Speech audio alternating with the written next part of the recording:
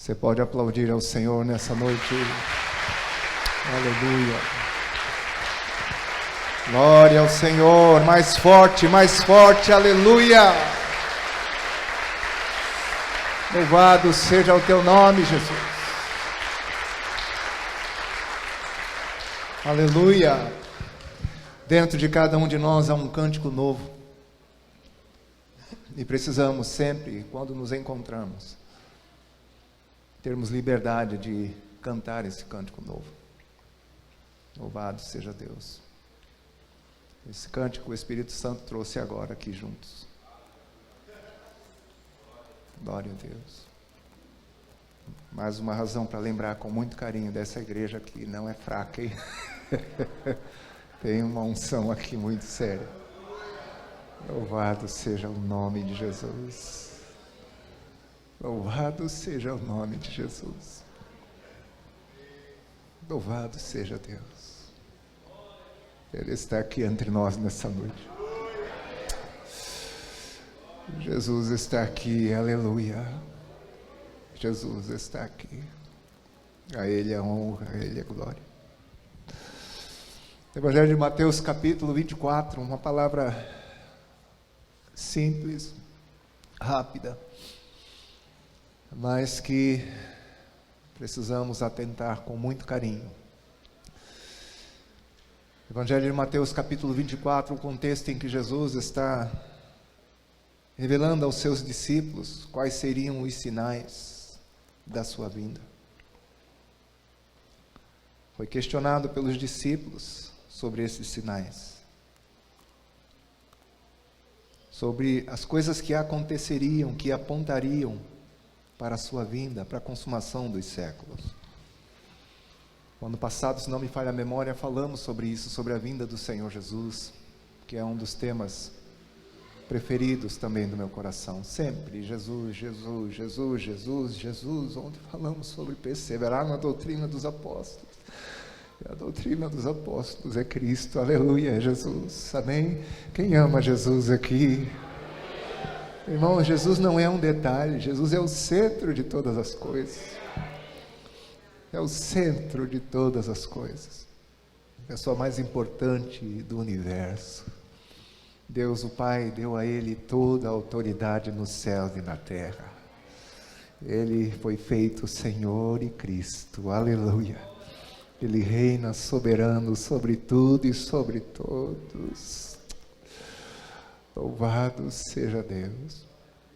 E Jesus foi pontuando para os discípulos, trazendo detalhes sobre as coisas que aconteceriam, e lá nos versos 13, 14, mais especificamente o 13, que é nosso tema aqui nesta noite, após ter falado, que por se multiplicar a iniquidade, o amor se esfriaria de quase todos. Pergunta para quem está do seu lado: como está seu amor, meu irmão e minha irmã? Como está seu amor por Jesus? Hein? E responde. Diga pela fé para o seu irmão: meu amor está aumentando por Jesus. Mais e mais. Aí ele fala para os teus discípulos: mas aquele que perseverar até o fim será salvo. Olha nos olhos do seu irmão e diga: aquele que perseverar até o fim será salvo.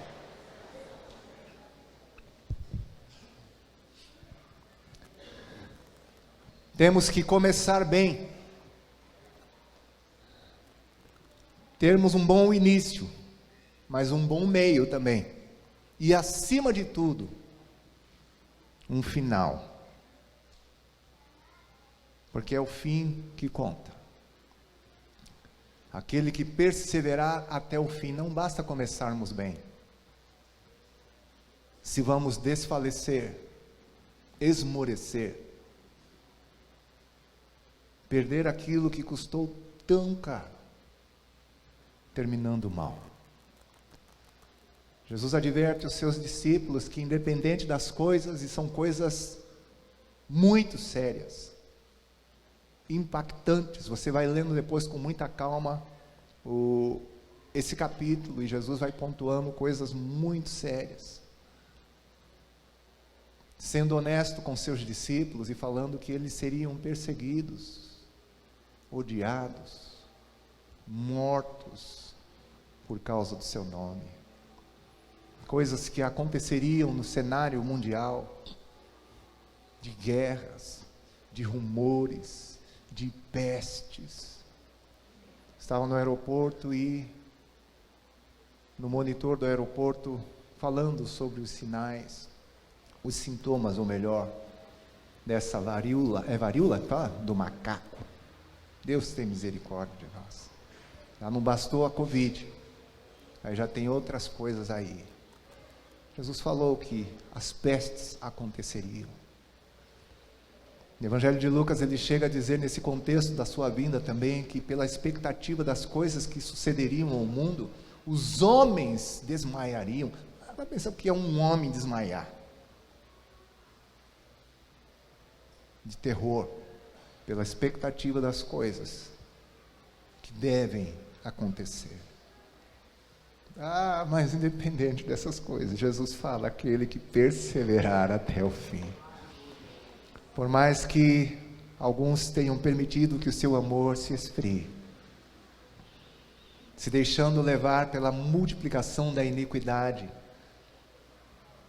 o volume de iniquidade tem se multiplicado, tem crescido terrivelmente.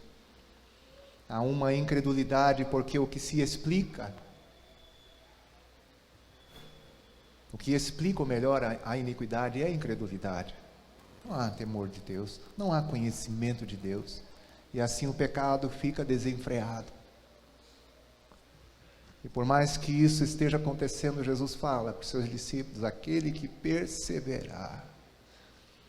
Vocês receberam uma revelação de Deus, esse tema, inclusive, testificou, está mexendo com o meu coração nesses dias, aquele que perseverar até o fim, meus amados irmãos. Nós não somos daqueles que retrocedem, daqueles que abandonam, daqueles que desistem. Estamos nesse contexto dos justos do Senhor, justificados pelo Senhor, que vivem pela fé, que avançam, que progridem para a glória do Senhor Jesus e perseveram até o fim. As Escrituras nos trazem diversos exemplos de homens incríveis, que tiveram histórias tremendas, que tiveram um bom começo, mas que não perseveraram até o fim. Eu trouxe apenas 3 exemplos para a nossa reflexão, para a nossa meditação e para a nossa consideração, porque esses exemplos nos fazem tremer e nos humilhar. O Senhor nos fala através de um profeta, que se não me falha a memória, Sofonias, que nós devemos andar humildemente diante do nosso Deus. Sofonias ou Miqueias, se não me falha a memória. E nós precisamos considerar, meus amados irmãos,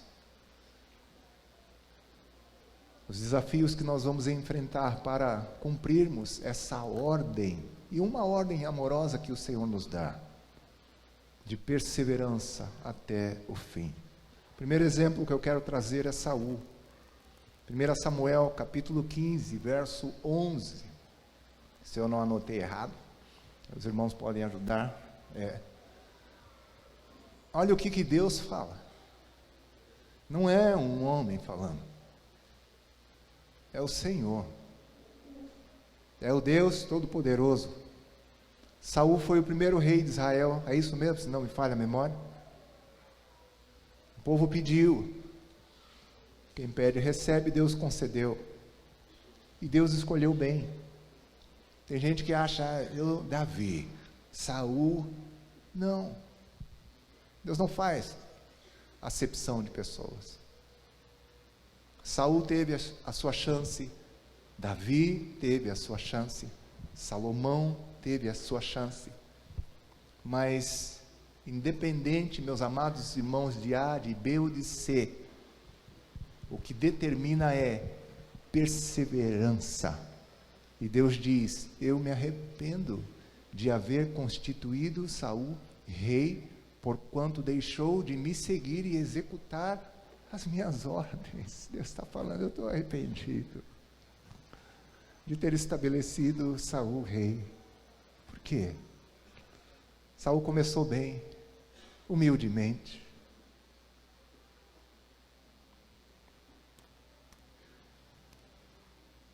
Mesmo sendo rejeitado por alguns, perseverando em seguir ao Senhor, em cumprir o chamado e a vontade de Deus, naquele grande desafio que era ser o primeiro rei de Israel, mas chamado, capacitado, escolhido, levantado pelo Senhor. Mas num determinado momento, ele achou que poderia ser independente, fazer a sua própria vontade, relevar, desconsiderar as ordens do Senhor. Uma coisa que o Senhor tem falado fortemente nas nossas orações nesses últimos dias, que todo chamado de Deus sempre é para dependência. Não fomos chamados porque somos bons. Saul ainda era grande e forte, bonito, se destacava em meio ao povo. Mas mesmo assim, o chamado que havia recebido de Deus era um chamado para a dependência de Deus e para perseverar na obediência, na submissão àquele que estabelece reis e que depõe reis. Toda autoridade procede de Deus. É Deus quem estabelece e é Deus quem depõe. Nós temos um plano de leitura bíblica anual e terminamos recentemente de ler o livro do profeta Jeremias. E é impressionante como, por causa do seu pecado, Deus decidiu exercer juízo sobre o seu povo. E Deus escolheu os caldeus, a Babilônia, para ser um instrumento de juízo. E aí no contexto, o Senhor diz assim: até que chegue a sua vez, porque você também vai beber o cálice. Tem que temer a Deus ou não tem? Chegou num determinado momento que Saul deixou de temer. E Deus diz: eu me arrependo de haver constituído Saul rei, porquanto deixou de me seguir e de executar as minhas palavras. Você vai perseverar até o fim, meu amado irmão, tendo esse exemplo do Saul. Saul terminou sua vida de uma forma muito triste, sendo rejeitado por Deus, perturbado por um espírito maligno.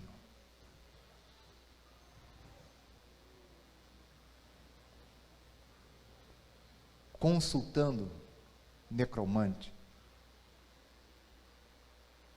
e atentando contra a sua própria vida, se lançou sobre a sua espada no aperto da guerra.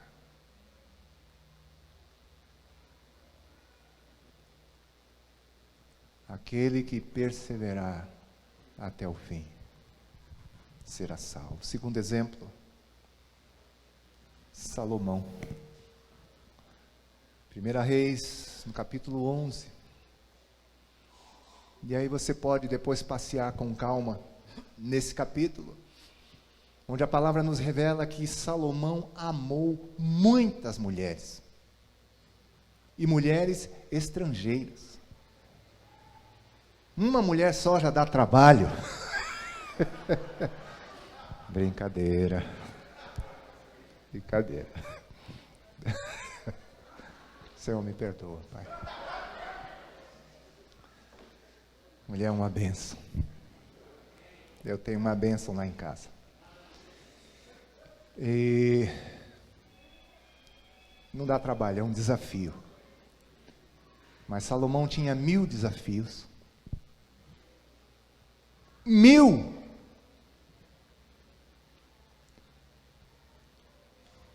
O mais triste é que algumas pessoas, alguns homens olham a história de Salomão e ainda têm vontade. Olhem bem para cá. Você acha que esse plano de ter 1000 mulheres veio de Deus? Hein? Pelo contrário, quando você lê Deuteronômio, me falha aqui a memória, o endereço, havia uma lei de Deus específica para os reis, onde ele não deveria nem multiplicar carros, riquezas, mulheres. Mas Salomão, aquele que ouviu da própria boca de Deus palavras preciosas de advertência, de bênção, de instrução para que seu reinado prosperasse. Deus falou com Salomão. Quem é a pessoa que ouve de Deus? Algo do tipo, pede-me o que queres. Qual é o seu pedido?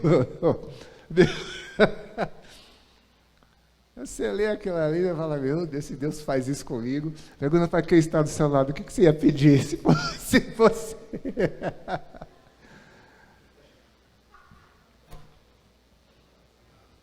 Ele começou bem, porque respondeu ao Senhor dizendo, de grande benevolência usastes para com Davi meu pai, lhe concedendo alguém que se assentasse no trono. Senhor, eu não tenho experiência, eu não sei entrar nem sair, não sei como me portar, me dá entendimento, me dá um coração sábio, me dá sabedoria, Senhor, para cuidar do teu povo, para que prudentemente eu ensina, conduza o teu povo. Olha que começo glorioso. Deus se agradou do pedido de Salomão, porque ele pediu sabedoria, e Deus fala, olha, porque pediste sabedoria para cuidar do meu povo, não me pediste a morte dos teus inimigos, não me pediste riquezas, você pediu bem, sabedoria te é dada e também vou te dar riqueza. Ai, meu Deus do céu. Vira para o seu irmão e diz, irmão, pede direito, que pode vir bônus depois para você.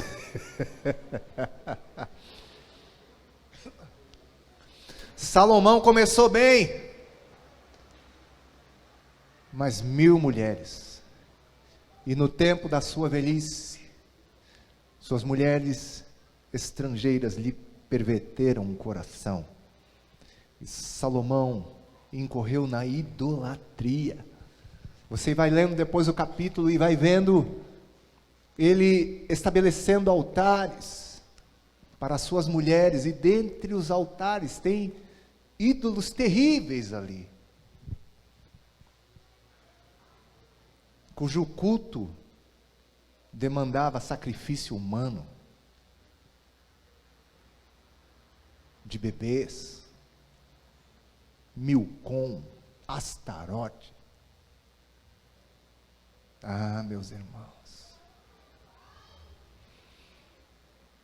Mateus 24, 13, aquele que perseverar até o fim será salvo.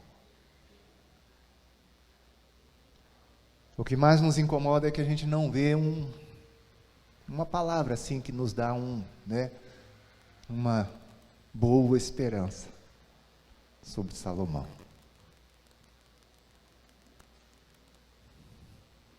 Mas eu declaro sobre a sua vida que você vai perseverar, aleluia, em nome de Jesus.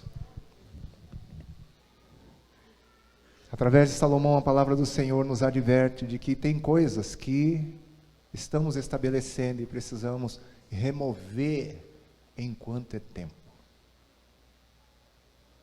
para que essas coisas não exerçam peso sobre nós, peso nas nossas decisões, para que elas não interfiram na nossa caminhada e na nossa perseverança. Precisamos estar livres, livres para Deus. Amém, meus amados irmãos?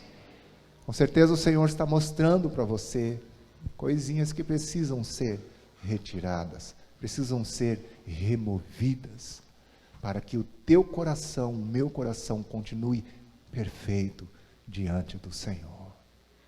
Amém? Terceiro exemplo, Judas.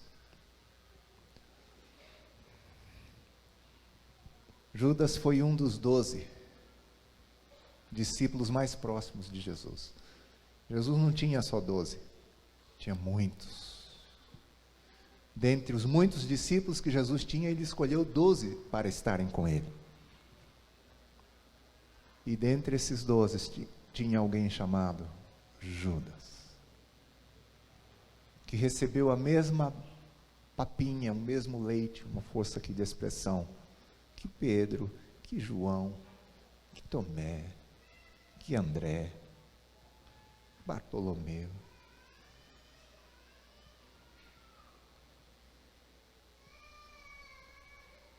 Recebeu a mesma instrução, o mesmo ensino, o mesmo investimento.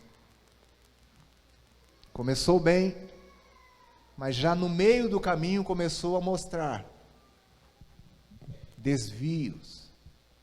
Era ele que metia a mão na bolsa.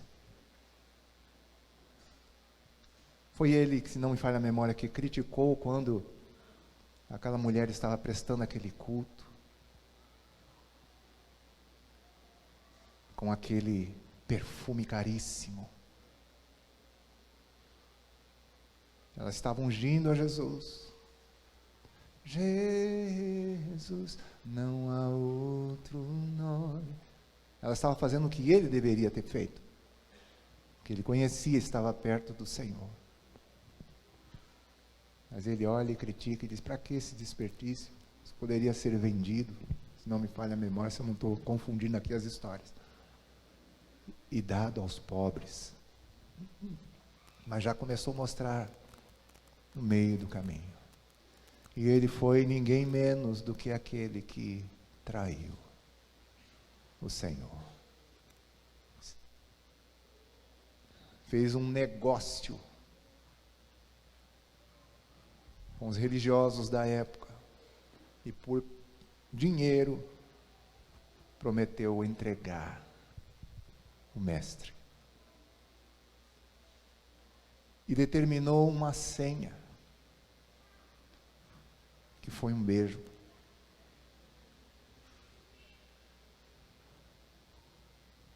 Foi tão sério que Jesus diz: Judas, com um beijo traz o Filho do Homem. O fim de Judas não foi bom também. Foi terrível. Quando viu que Jesus foi preso, foi condenado, ele foi se enforcar. Atos dos Apóstolos, capítulo 1, verso 25, se não me falha a memória. Pedro e os demais se mobilizam, porque era necessário que alguém ocupasse a vaga de Judas. E Pedro, na oração, diz que ele se transviou, se desviou. Em outras palavras, não perseverou, seguindo o seu próprio caminho. Pedro e os apóstolos ainda detalham aspectos da morte dele, que as suas entranhas se derramaram. Misericórdia! Quem era aquele homem? Andou com o Senhor, viveu com o Senhor. Foi um dos 12 seres humanos que tiveram a honra de andar com o Criador dos céus e da terra, em forma humana. Ouvir o timbre de voz de Jesus, o olhar de Jesus, Viaja um pouco comigo.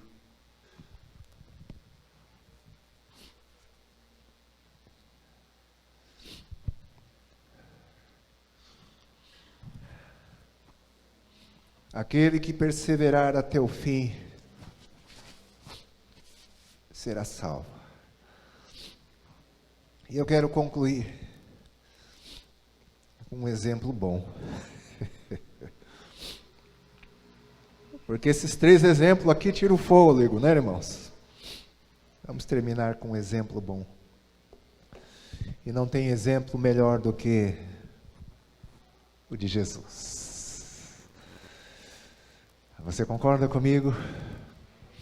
Citamos nesses dias Hebreus 12.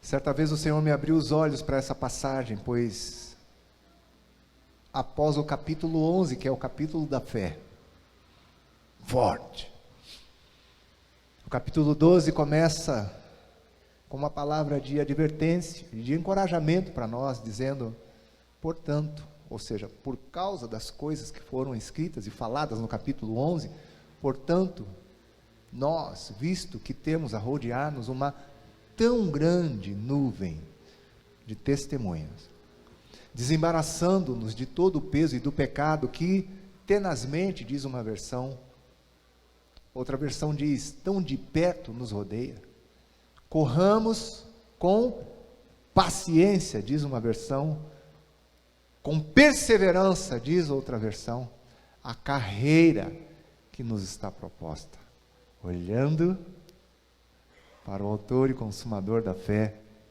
Jesus. Temos uma carreira, aleluia. Amém, meu irmão? Diga para o seu irmão, você vai terminar essa carreira, meu irmão. Faz assim para o seu irmão, ó, o pai vai ajudar você, se você precisar.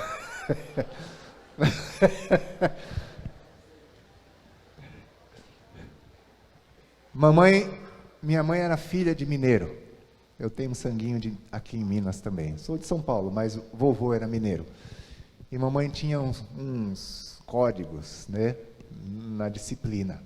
Às vezes ela colocava as mãos na cadeira assim, dobrava um pouco a cabeça e olhava, ela sabia que a coisa estava esquentando.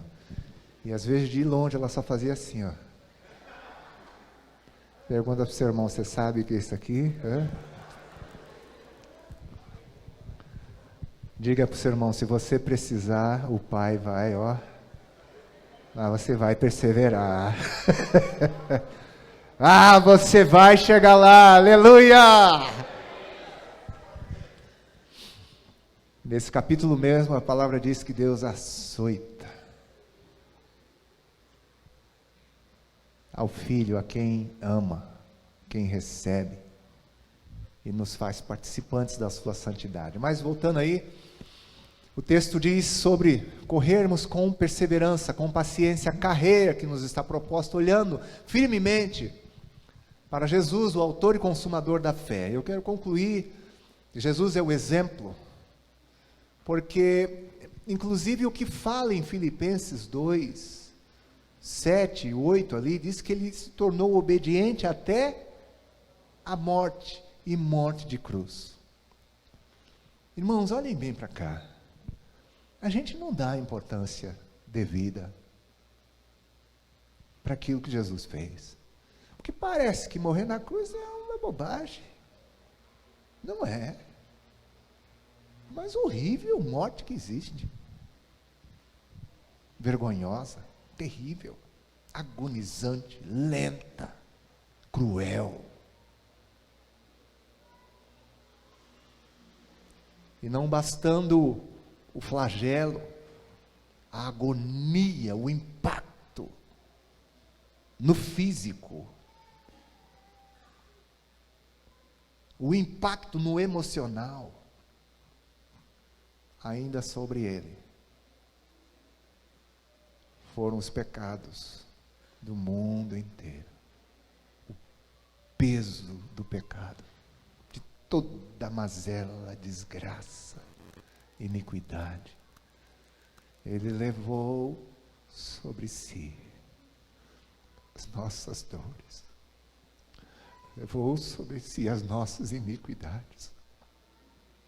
Eu e você nunca vamos conseguir mensurar, nem imaginar. Imaginamos muito distante o que Jesus sofreu. Mas Jesus foi colocado aqui pelo Espírito Santo como um exemplo positivo para fecharmos essa mensagem.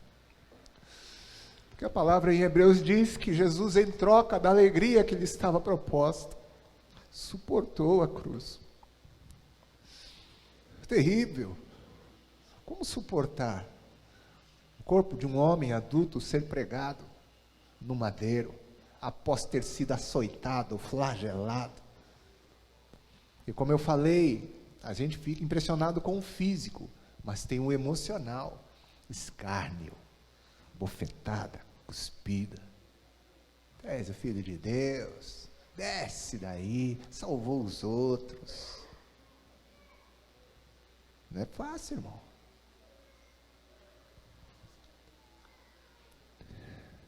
E o espiritual, como falei,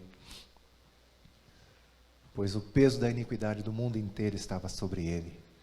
Mas o escritor de Hebreus traz uma revelação profunda, e que nos revela como Jesus venceu, como Jesus perseverou até o fim, como Jesus foi gloriosamente até consumar poderosamente a sua obra, em troca da alegria que lhe estava proposta. Olhem bem para cá, tem uma alegria para você. Você não faz ideia. Você não faz ideia das coisas grandes, coisas firmes, que os olhos não viram, que os ouvidos não ouviram, que não subiram no coração do homem, as coisas que Deus tem preparado para aqueles que o amam. Você não imagina as recompensas que Deus tem. Apocalipse, nas cartas às igrejas da Ásia, ele faz questão de concluir cada uma delas dizendo: ao que vencer, aleluia, ao vencedor. Tem galardão para as nossas vidas, amém, meu amado irmão, minha irmã? Diga para quem está do seu lado: tem galardão para você, tem recompensa para você. Ao vencedor. Quantos, pela misericórdia, graça e poder de Jesus, vão vencer? Digam amém. Aleluia! Jesus, em troca da alegria que lhe estava proposta, ele sabia que tinha vindo do Pai e que voltava para o Pai. Imagina o coração de Jesus: eu volto para o meu Pai. Imagina, veio do Pai, sabia quem era o Pai. Certa vez, sendo questionado pelos seus contemporâneos, ele disse assim: eu conheço meu Pai. Se eu disser que eu não conheço o Pai, eu serei mentiroso igual a vocês. Eu sei quem é meu Pai. Essa canção que cantamos, Jesus é o Rei da Glória, é muito especial, e todas as vezes que nós cantamos, eu vou visualizando pela fé o Salmo 24, que diz, né? Levantai, ó portas, as vossas cabeças, levantai-vos, ó entradas eternas, para que entre o Rei da Glória. O céu reunido, os anjos reunidos, Deus o Pai, aleluia. Um irmão até falou, e eu também acredito, um tapete vermelho, todos os anjos, e o Filho retornando. E a voz do Pai como um trovão: levantai, ó portas, as vossas cabeças. Levantai-vos, ó entradas eternas, para que entre o Rei da Glória. O Pai dizendo: filho, assenta-te à minha direita, aleluia. Jesus sabia para onde ia. Em troca, guarda esse termo, em troca da alegria que lhe estava proposta, suportou a cruz.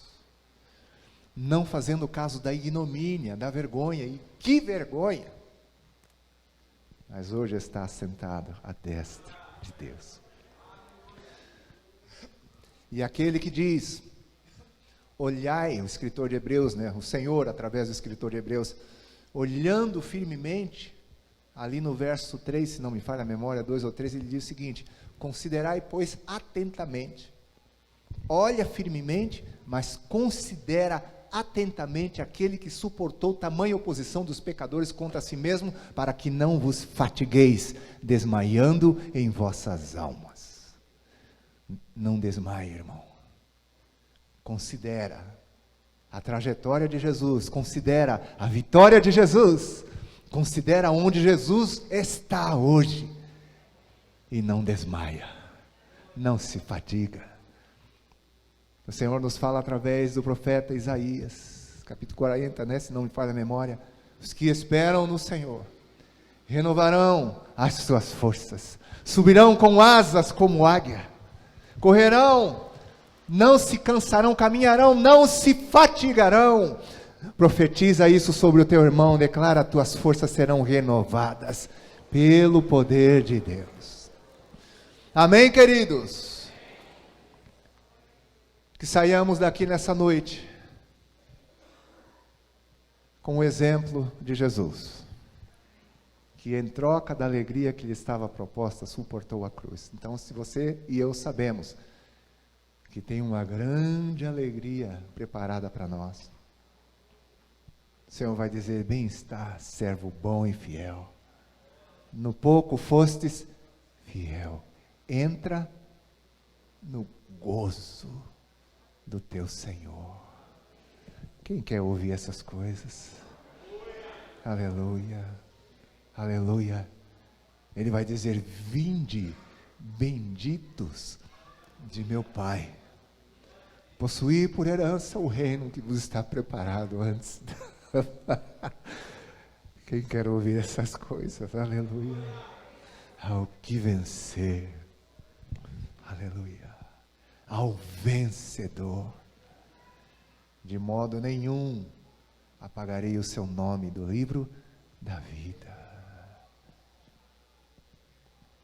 Lhe darei que se assente no meu trono, como eu venci e me assentei no trono do meu Pai. Eita, tem muita coisa boa para nós. Olha para essas coisas. Não fica olhando para a luta, não. Não fica se lamentando, se abatendo com as coisas que temos de enfrentar. Sejamos motivados pela alegria que nos está proposta.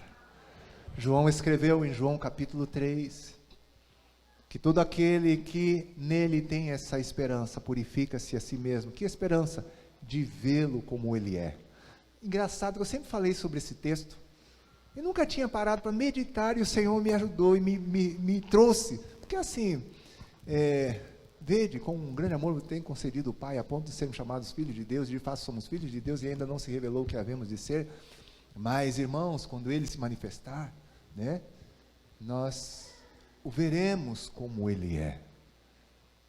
Eu sempre falei assim, então eu passei, aí um dia o Espírito Santo falou assim: calma, garoto, você sabe o que eu estou falando aqui? Eu falei: não, Senhor. Ele falou: vê-lo como Ele é.